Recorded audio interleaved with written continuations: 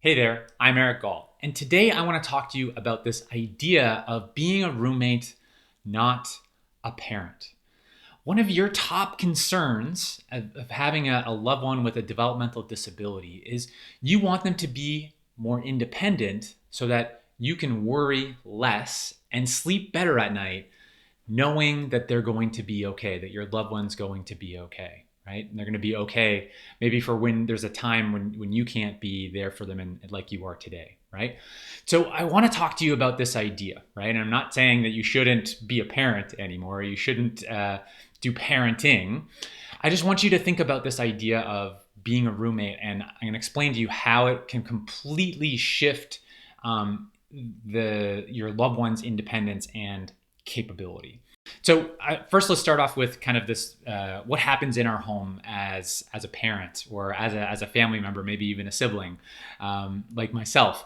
This has definitely been applicable to me as well, as I've lived with my sister. So what happens, right, in our home? So when we're in this parenting mindset, we're often just doing stuff, right? Because it's faster, right? We're making the meals, we're doing the dishes, we're doing the laundry, we're cleaning up. We're just doing these things because it's often faster and more efficient, and we don't have the time, and we're busy, and we're caregiving, and we might have a job, or there's other things that we need to get done in a day. And I completely understand that.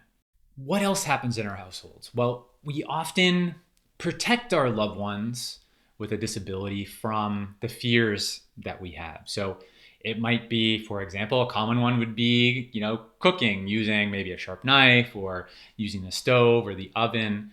And there's a fear around that our loved one could get hurt. So they don't get the opportunity to try. And this expands much further than those examples. But, these two things, right? Just doing stuff because it's faster, and kind of some fears or some things that we're not sure that our loved one can do, right? There's also this, maybe we feel that our loved one might fail at that task or not be capable at that chore or whatever it is. So our loved one doesn't get the opportunity to try, right? So these are some of the dynamics that are likely happening in your home.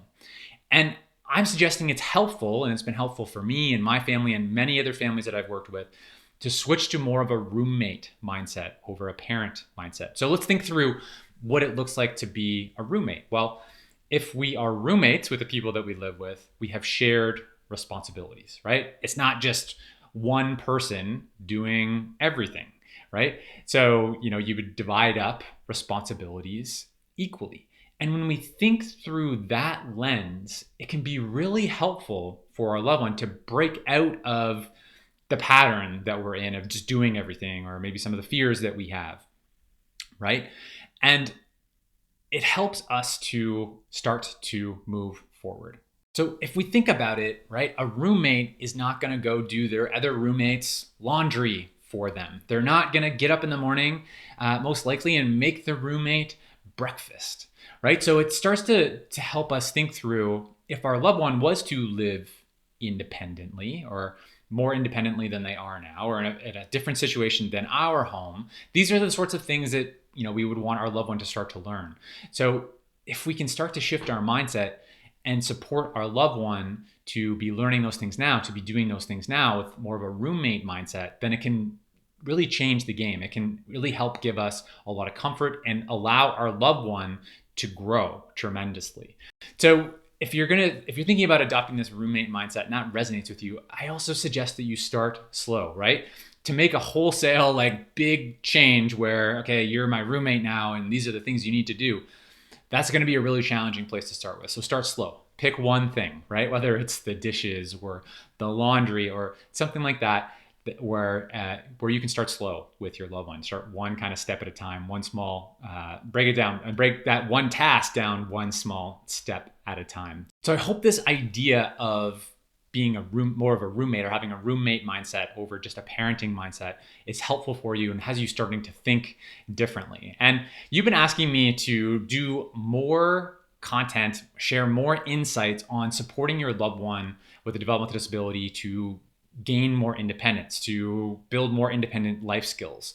So To help you with that, I'm creating a free training video that's going to be coming out next week. So keep an eye out for it. And if you found this video helpful, scroll down and leave me a comment. All right, scroll down, leave me a comment. Love to know what was helpful from this video for you. I'm Eric Gall. Together, let's take a small step forward this week.